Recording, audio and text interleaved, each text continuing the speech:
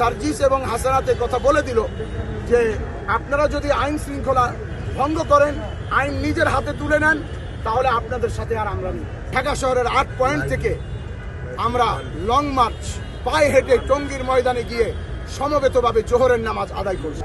এই হত্যাযজ্ঞের নায়ক, বাংলাদেশের এই ফিতনার মহানায়ক ওয়াসিফুল ইসলাম, তার ছেলে উসামা, আব্দুল্লাহ মনসুর সহ তারা এই সমন্বয়কদের সাথে একটা বৈঠক করে, যার ভিডিও ক্লিপ ইউটিউবে এখনো আছে।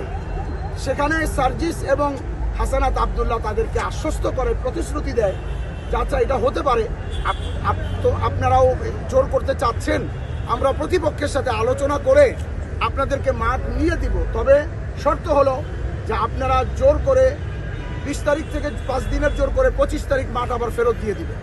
এটা ভিডিও ক্লিপ ইউটিউবে এখনো আছে। তারা সম্মতি জানায় যে হ্যাঁ ঠিক আছে। হাসানাত আব্দুল্লাহ উভয় কাকরাইল মসজিদে আসে, আমাদের মুরব্বীদের সাথে বসে তারা উপদেষ্টা মণ্ডলীর এই দরখাস্তটা পেশ করে আলোচনা করে। আমাদের মুরব্বীদের সাথে যখন আলোচনা চলছিল, আমরাও বুঝতে পারতেছিলাম যে যদি সরকার খুব বেশিভাবে অনুরোধ করে আমরা না করব না, দিয়ে দেব। এই আলোচনা চলছিল, ইতিমধ্যে টঙ্গীর ময়দান থেকে সংবাদ আসে যে তারা গেট ভাঙার চেষ্টা করতেছে। তখন সার্জিস এবং হাসানাত এই কাকরাইল মসজিদের ভিতরে বসা, তাদেরকে বলা হলো যে ভাই দেখো তোমরা কার পক্ষ নিয়ে আসছো, কাদের পক্ষ থেকে কাদেরকে প্রতিশ্রুতি দিয়ে আসছো, তারা এই করতেছে।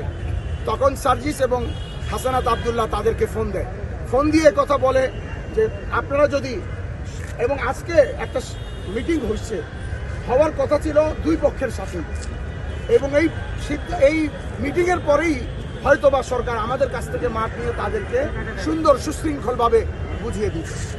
কিন্তু তারা যখন এটা করলো, সার্জিস এবং হাসানাতে কথা বলে দিল যে আপনারা যদি আইন শৃঙ্খলা ভঙ্গ করেন, আইন নিজের হাতে তুলে নেন, তাহলে আপনাদের সাথে আর আমরা নেই। একটু পরেই জানতে পারি, আমাদের মুরব্বীরা জানতে পারেন যে আমাদের সাথীদেরকে মাঠ ময়দানে ঢুকে শুধু মারা হচ্ছে তাই না, এভাবে কোনো কুকুরকে মারা হয় না, এভাবে কোনো পশুকে মারা হয় না, এইভাবে তারা মারছে। আমাদের মসজিদে এখন 4 তলায় আহতরা আছে। আমরা ঢাকা মেডিকেল থেকে এই মাত্র আসলাম। ঢাকা মেডিকেলে এখন 40 জনের মতো আহত রোগী খুব মুমূর্ষু অবস্থায় আসে। একজনের লাশ আপনারা থাকতে থাকতে হয়তো চলে আসবে, এবং আরও রুগী বাংলাদেশ হসপিটাল, উত্তরায়, টঙ্গী, আহসানুল্লাহ মাস্টার হসপিটালে, বিভিন্ন জায়গায় আমাদের শত শত আহত সাথী রয়ে গেছে। যখন হাসানাত আব্দুল্লাহ এবং সার্জিস তারা এই কাণ্ড দেখলেন, দেখে তারাও হতভম্ব হয়ে গেলেন, কিংকর্তব্য বিমূঢ় হয়ে বললেন, এবং তারাও তাদের চোখেও পানি চলে আসলো, এটা কি করলো, আমরা কার পক্ষ নিয়ে আসলাম, কার কথা বলতে আসলাম। আমি আপনাদের নাম বলবো না, সরকারি পর্যায়ের লোক আমাদেরকে এই কথা পর্যন্ত বলছে, আপনারা এদের সাথে 6 বছর চলছেন কিভাবে বরদাস্ত করছেন এদেরকে 6 বছর।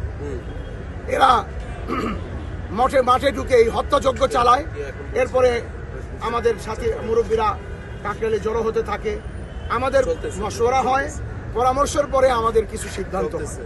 আমি সিদ্ধান্তগুলি শুধু আপনাদেরকে জানিয়ে দেব।